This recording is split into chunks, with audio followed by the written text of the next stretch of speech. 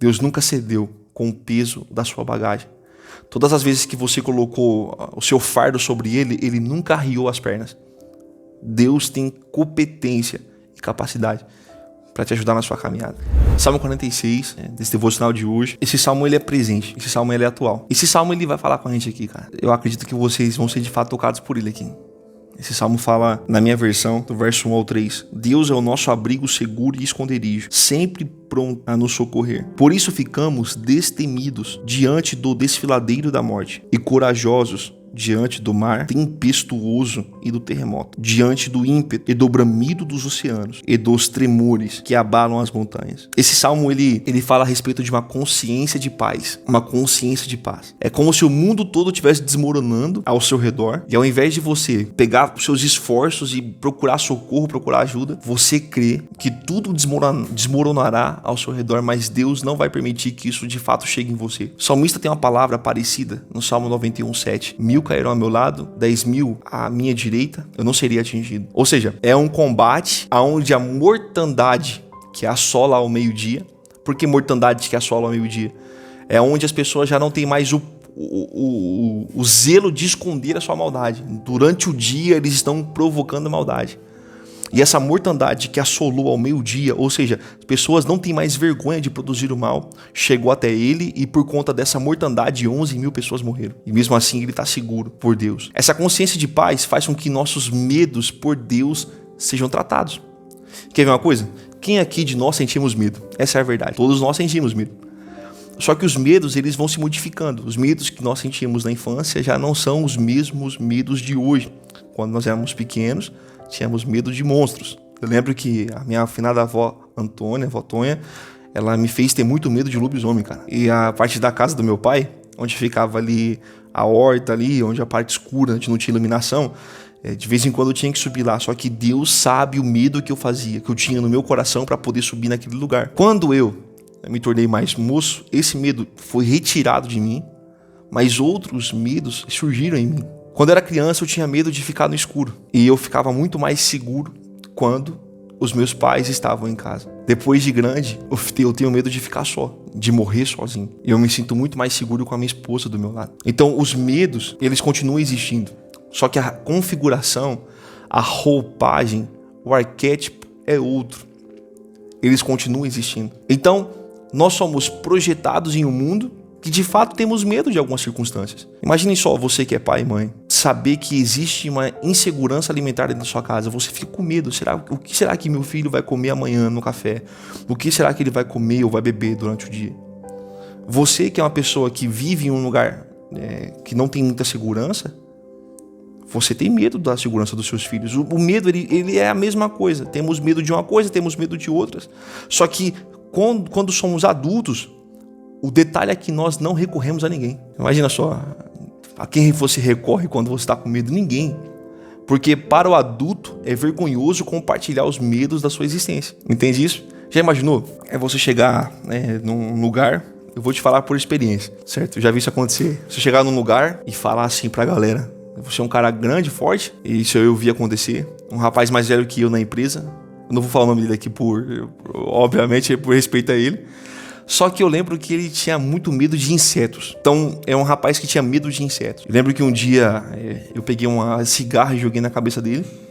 E ele deu um grito muito grande. Ele foi todo espalhafatoso. Uau! Ele chegou na gente e conversou.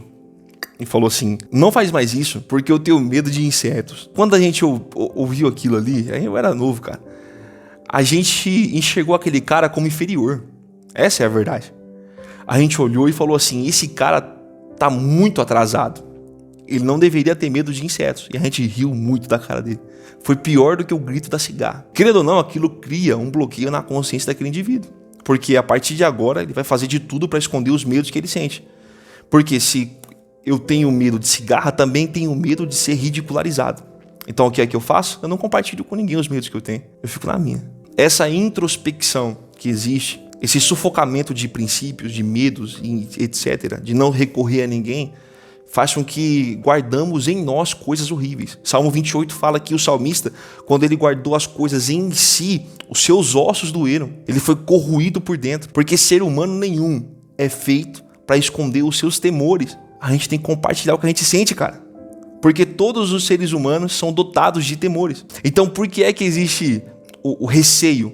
O receio existe pela falta de consciência.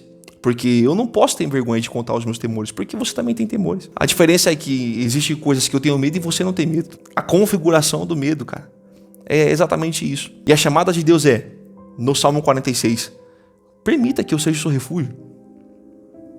Se esconda em mim, quando de fato o seu medo chegar. Você lembra que você se tranquilizava todas as vezes que o monstro debaixo da cama fazia um barulho? Mas você sabia que no quarto ao lado, o seu pai estava para te socorrer? Você não tinha preocupações se ia comer ou não. Você tinha confiança que o seu pai proveria para você ou a sua mãe a sua comida do dia a dia. Você, quando era criança, não se preocupava se as suas roupas estariam limpas ou não. Você confiava e acreditava que todas as vezes que você fosse sair para algum lugar ou acordar de manhã, você teria o que vestir, porque o seu pai providenciava isso para você. Nosso Deus, ele é o nosso socorro bem presente na hora da angústia. É como se ele fosse o nosso abrigo no dia nublado. É como se ele fosse o nosso bunker no momento do apocalipse. É como se ele fosse nosso cântaro de água no deserto. É como se ele fosse a nossa paz na guerra. É como se ele fosse o nosso escudo no momento em que a flecha vem. Essa conexão gera vida em plenitude. Porque os dois, ou melhor, você sem ele não existe. Ele é crucial para a sua existência. Não há como dividir.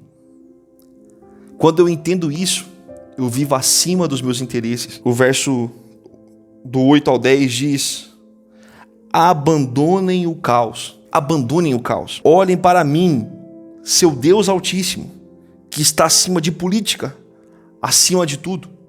A confiança em Deus faz com que os nossos interesses eles sejam secundarizados em prol de uma existência superior. Creio em Deus e tudo fora de Deus se torna detalhe na minha vida. É detalhe. Detalhe. Quem tá entendendo até aqui esse nível de confiança? Tá claro pra caramba, né? É o pai passarinho que mastiga e coloca na boca dos filhotinhos ali. A confiança que está acima de tudo é a chamada que Deus tem, é a convocação do céu. É o alarido que convida a cidade a essa nova informação. Confie em mim. É a existência que está acima de tudo. É o homem e Deus. Ou melhor, é Deus e o homem vivendo para esse plano existencial superior. No primeiro salmo, que é o 45, vocês aprenderam exatamente isso. Que a chamada é para um novo endereço. E a permanência nesse novo endereço. No Salmo 46, vocês aprenderam que, estando nesse novo endereço, as minhas confianças têm que ser colocadas nele. Tem uma frase do Charles Spurgeon que diz: Deus nunca cedeu com o peso da sua bagagem. Deus nunca cedeu com o peso da sua bagagem.